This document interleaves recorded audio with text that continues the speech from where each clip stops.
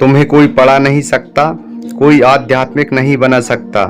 तुमको सब कुछ खुद अपने अंदर से सीखना है। आत्मा से अच्छा कोई शिक्षक नहीं होता।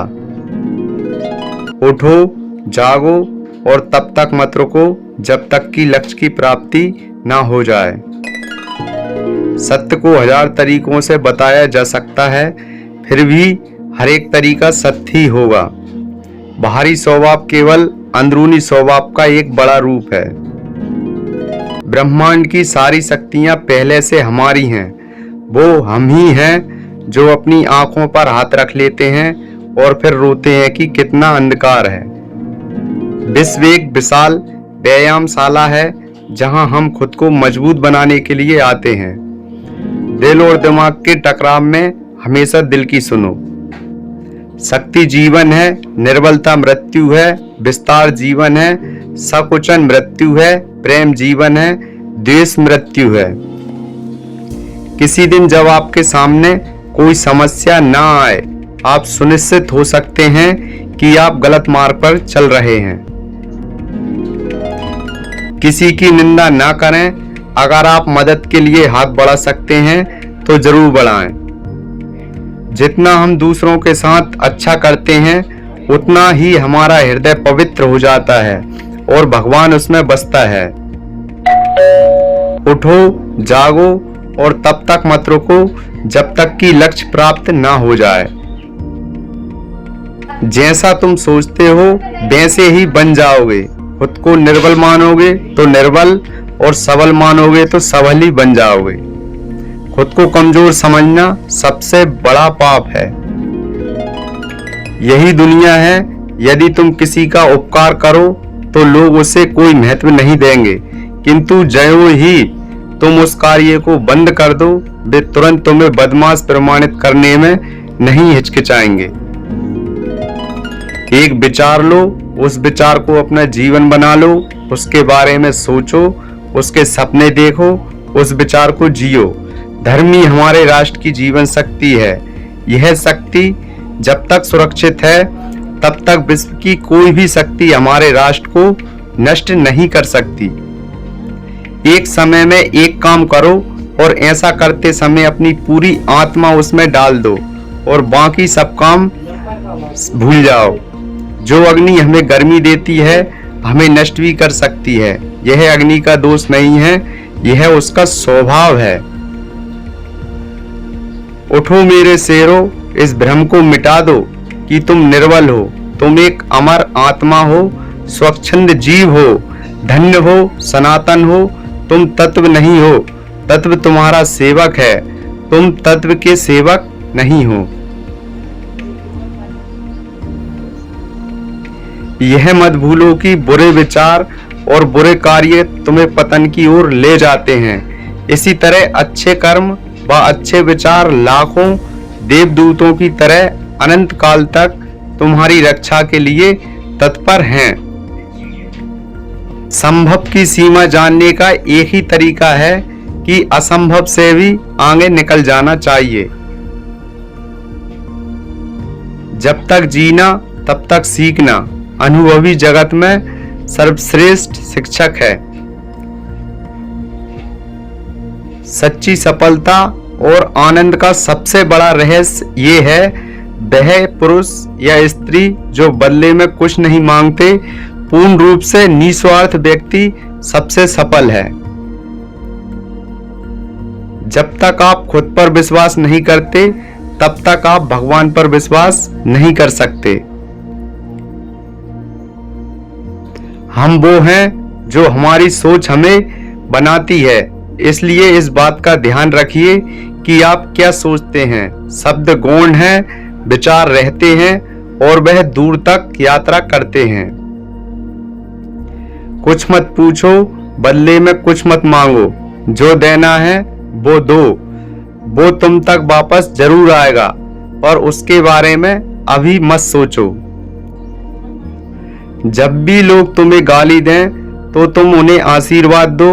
सोचो तुम्हारे झूठे दम्भ को बाहर निकालकर वो तुम्हारी कितनी मदद कर रहे हैं। अपने मस्तिष्क, मांसपेशियों और नसों मतलब शरीर के हर हिस्से को उस विचार में डूब जाने दो और बाकी सभी विचार को किनारे रख दो। यही सफल होने का तरीका है। वह हर व्यक्ति नास्तिक है जो अपने आप में विश्वास नहीं रखता है। ज्ञान का प्रकाश सभी अंधेरों को खत्म कर देता है। जब तक जीना तब तक सीखना, अनुभव ही जगत में सर्वश्रेष्ठ शिक्षक है। शिक्षा क्या है? वह पुस्तक विद्या है? नहीं। क्या वह नाना प्रकार का ज्ञान है? नहीं, यह भी नहीं। जिस संयम के द्वारा इच्छा शक्ति का प्रभाव और विकास बस में लाया जा सकता है और वह फलदायक होता है, वह सही शिक्षा कहलाती है। तुम्हें कोई पढ़ा नहीं सकता, कोई आध्यात्मिक नहीं बना सकता। तुमको सब कुछ खुद अंदर से सीखना है। आत्मा से अच्छा कोई शिक्षक नहीं है। आपकी अपनी आत्मा के अलावा कोई दूसरा आध्यात्मिक गुरु नहीं है। शिक्षा का अर्थ है उस पूर्णता को व्यक्त करना जो सब मनुष्यों में पहले से विद्यमान है। क्या तुम नहीं अनुभव करते कि दूसरों के ऊपर निर्भर रहना बुद्धिमानी नहीं है? बुद्धिमान व्यक्ति को अपने ही पैरों पर दृढ़ता पूर्वक खड़ा होकर कार्य करना चाहिए। धीरे धीरे सब कुछ ठीक हो जाएगा। हमें ऐसी शिक्षा चाहिए जिससे चरित्र का निर्माण हो सके, मन की शक्ति बढ़े, बुद्धि का विकास हो और मनुष्य अपने पैर पर खड़ा हो सके। हम जो बोते हैं वो काटते हैं। हम स्वयं अपने भाग्य के निर्माता हैं। जो सत्य है उसे साहस पूर्वक निर्भीक होकर लोगों से कहो। उससे किसी को कष्ट होता है या नहीं, इस ओर ध्यान मत दो। दुर्बलता को कभी प्रश्रय मत दो। सत्य की ज्योति बुद्धिमान मनुष्यों के लिए यदि अत्यधिक मात्रा में प्रखर प्रतीत होती है और उन्हें बहा ले जाती है तो ले जाने दो। वे जितना शीघ्र बह जाएं उतना ही अच्छा होगा। यदि स्वयं में विश्वास करना और अधिक विस्तार से पढ़ाया और अभ्यास कराया गया होता तो मुझे यकीन है कि बुराइयों और दुख का एक बहुत बड़ा हिस्सा इस दुनिया से गायब हो गया होता। किसी चीज से डरो मत, तुम अद्भुत काम करोगे। ये निर्भयता ही है जो क्षण भर में परम आनंद लाती है। जब तक आप खुद पर विश्वास नहीं करते तब तक आप ईश्वर पर विश्वास नहीं कर सकते। हर नए काम को 3 अवस्थाओं से गुजरना होता है। पहला उपहास, इसके बाद विरोध और इसके बाद स्वीकृति। तुम अभय हो, अपने अस्तित्व के कारक तत्व को समझो, उस पर विश्वास करो। भारत की चेतना उसकी संस्कृति है। अभय होकर इस संस्कृति का प्रचार करो। यदि संसार में कहीं कोई पाप है तो वह है दुर्बलता।